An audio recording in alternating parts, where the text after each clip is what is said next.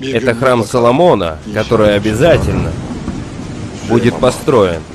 И мы построим ее на месте мечети Аль-Акса. Вы видели мечеть Аль-Акса? Нет.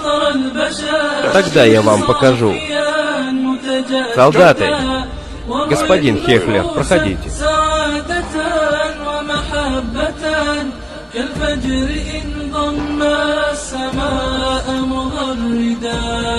Мечеть Аль-Акса.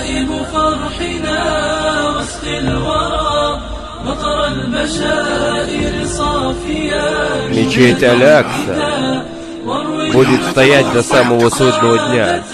Она всегда будет принадлежать мусульманам.